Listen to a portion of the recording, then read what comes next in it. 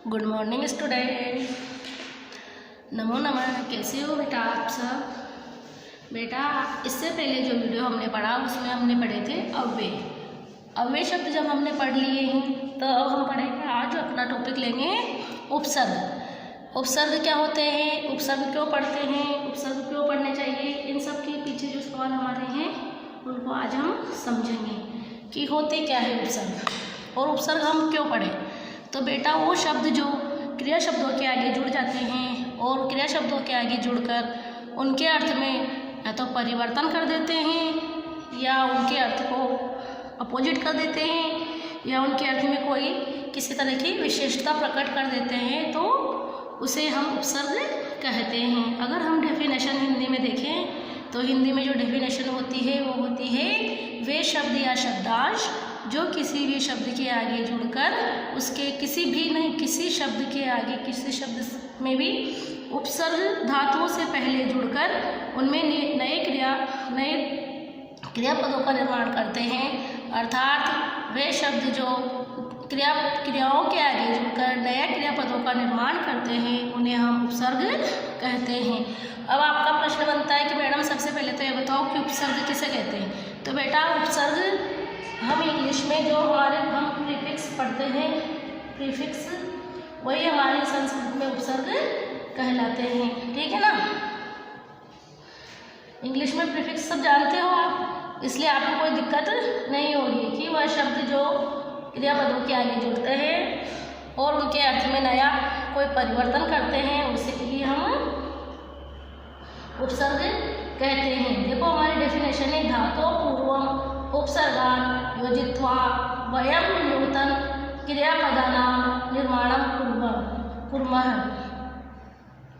धातु पूर्वम धातु के पहले उपसर्गान योजित्वा उपसर्ग को जोड़कर वयम हम नूतन क्रियापदानां निर्माणं कुर्मः हम नए क्रियापदों का निर्माण करते हैं। तो यह हुई हमारी उपसर्ग की डेफिनेशन। क्या हुई ये उपसर्ग की डेफिनेशन कि धातु के पहले जो धातु से पहले उपसर्ग को हम जोड़ते हैं और नए क्रियापदों का निर्माण करते हैं। और इसका सूत्र जो होता है वो होता है उपसर्गा क्रिया योगे, अर्थात क्रिया के योग में उपसर्ग संज्ञा होती है। उसके बाद हमारी आती है कि उपसर्ग जो होते हैं उसकी कितनी गतियाँ होती है, अर्थात उपसर्ग से किस तरह के किस तरह के शब्द बन सकते हैं। कैसे देखो, उपसर्ग का प्रयोग करने से धातु के अर्थ में विशेषता आ जाती है।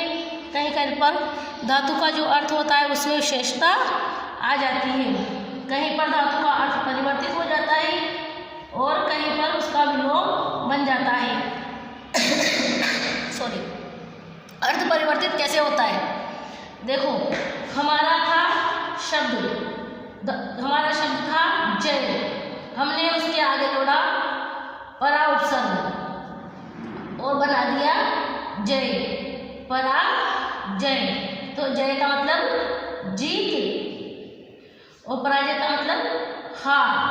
तो ये एक दूसरे की अपोजिट बन गए, बिल्कुल विलोम हो गए, परा का जय का पराजय, है ना। तो ये हमारा अपोजिट हुआ। स्वीकार का अस्वीकार, स्वीकार करना यानी कि उसको एक्सेप्ट करना, अस्वीकार यानी कि एक्सेप्ट नहीं करना, है ना। तो उपसर्ग से अस्वीकार करना। इस तरह से जब हम शब्द बनाते हैं तो ये शब्द हो जाते हैं अपोजिट शब्द। अगर हम देखो हार, हार हमारा शब्द है और अगर हम हार का अर्थ देखें तो हार का अर्थ है तो हारना होता है या फिर माला होता है ना, या फिर हारना। दो तरह के शब्द बनते हैं। अगर इसी में हम उपसर्ग लगाते हैं तो उपहार बनता है। उपहार का मतलब क्या होता है? तोहफा, गिफ्ट। आगे समझ में? दोनों जगह अलग अलग अर्थ बने, इसका अर्थ बिल्कुल अलग निकला, इसका बिल्कुल अलग निकला, है ना। और यहाँ पर एक दूसरे के अपोजिट बने। तो तीन तरह से कार्य कर रहा है, ठीक है ना। और इसमें देखो, इसने जो ये हमें श्लोक दिया है, ये जो श्लोक दिया है, उपसर्ग धात्वार्थो बलात् अयत्र नियते प्रहार आहार सहा विहार परिहार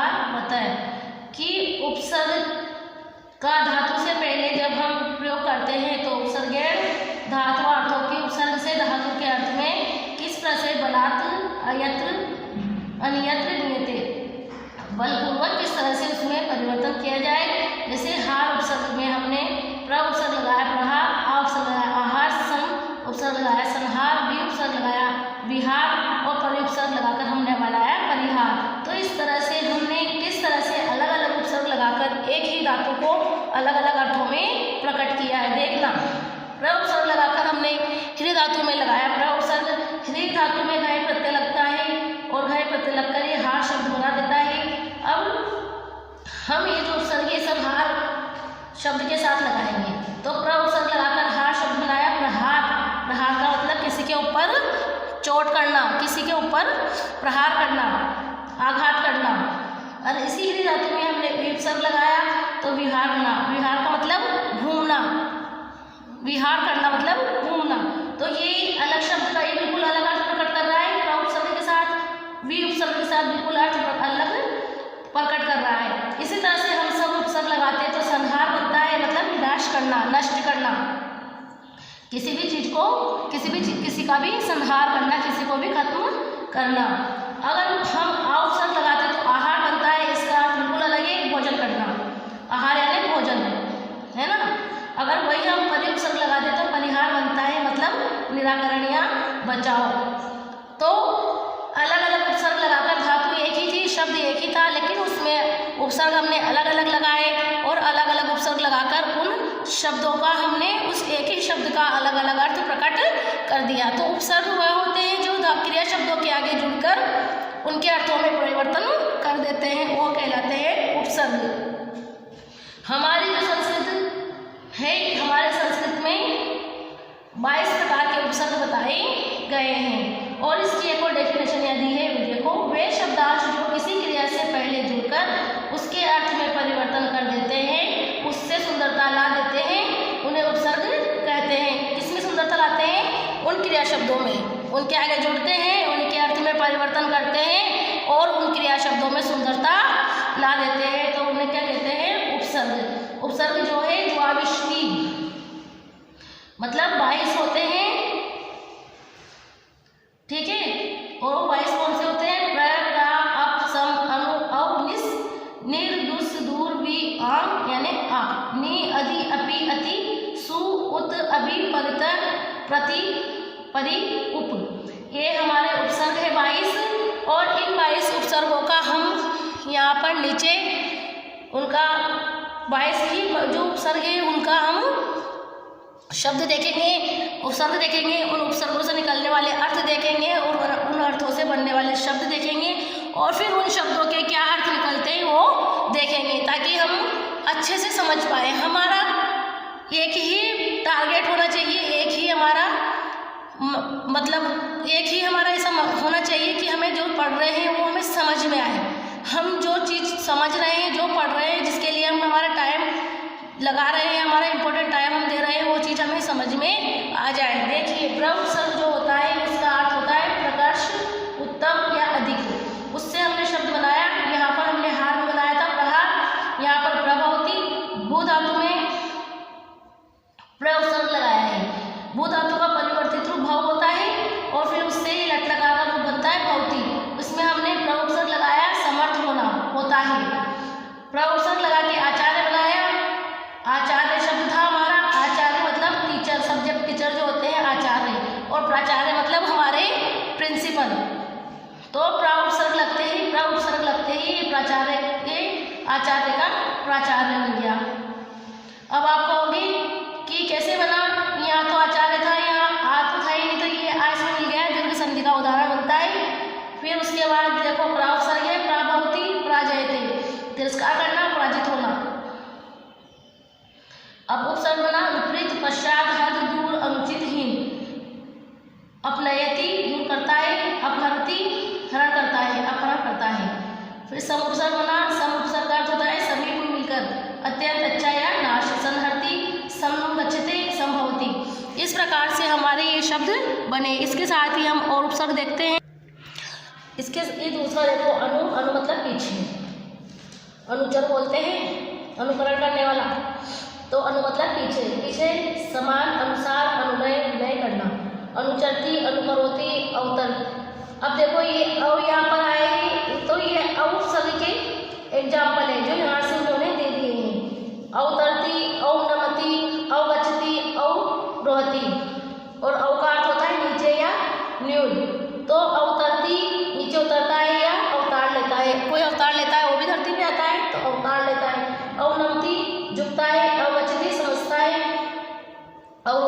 करता है।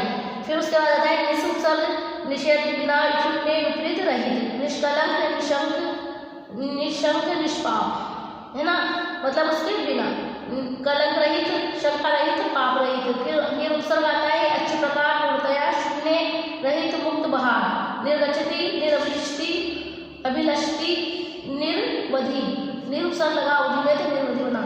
फिर दुष् उपसर्ग आता है कठिन, असहाय, बुरा, दुष्कर, दुस्तर, दुष्ट, दुस्वप्न, दूर, बुरा, कठिन, दुर्वहति, दुराचरति, दुर्लभ। फिर उसके बाद वी उपसर्ग आता है विरमति, विहरति, विचलति, विनयति, वितरति। यहाँ पर उपसर्ग के साथ उनके अर्थ भी दिए हैं। दुर्गार्थ का बुरा, कठिन, विकार्थ है विशिष्ट, बिना, रहित, अधिक, भिन्न, झुकना, इतने अर्थ है एक उपसर्ग के। फिर उसके बाद आता है आंग, तो ये आंग में सिर्फ आशेष रहता है, तो वह जो है इसका लशक तद्धित सूत्र से लोप हो जाता है, लशक तद्धित सूत्र से इसकी संज्ञा होती है और तस्य लोप से इसका लोप हो जाता है और आशेष बन जाता है। तो आकार होता है तक, लेकर और विपरीत। आगच्छति आता है, आक्रीडते खेलता है, आजन्म जन्म से। फिर उसके बाद आता है निरुपसर्ग, निरुपसर्ग का अर्थ होता है नीचे, समीप, समूह, निकर, निकट, निपतति, निमंजति, निश्चय, निचय। उसके बाद आता है अधिउपसर्ग, अधिउपसर्ग देखो अधिकरोति, अधिका उपसर्ग अर्थ होता है बड़ा, ऊपर, प्रधान, तो अधिकरोति, अधिगच्छति, अधिहरति, अध्यक्ष। अब आप देखो कि यहाँ पर अध्यक्ष कैसे बना, तो इस अध्यक्ष को हम समझ लेते हैं। यहाँ पर नियम संधि का प्रयोग हुआ है, अधिउपसर्ग लगाया और शब्द था हमारा अधि प्लस अक्ष। जब ई या ई के बाद में कोई असमान स्वर आ जाए तो ई या ई को यह हो जाता है, ये वाली यम संधि कहती है। तो अ प्लस ध प्लस ई प्लस अ प्लस क्ष।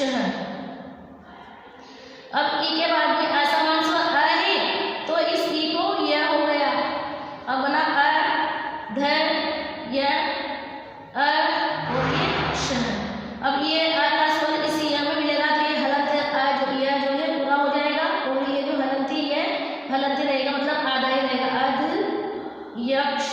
ये हमारा शब्द बन गया। तो ये जो है हमारा यम संधि का उदाहरण बनता है। ठीक है ना बेटा, यहाँ से हमें ध्यान रखना है कि यम संधि का भी एग्जाम्पल हमें मिल रहा है।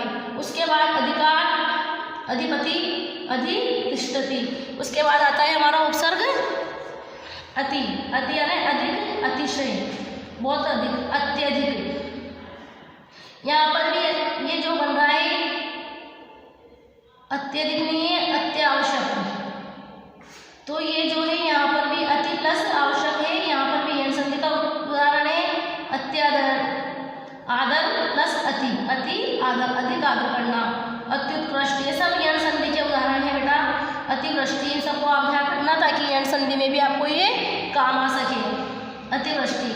उसके बाद आता है अपि, निकट, ढंगना, प्रश्न, अपिनाम, अपिधानम, सु यानी अच्छा, सरल, श्रेष्ठ, सुकर, सुजन, सुक्रम, सुपुत्र।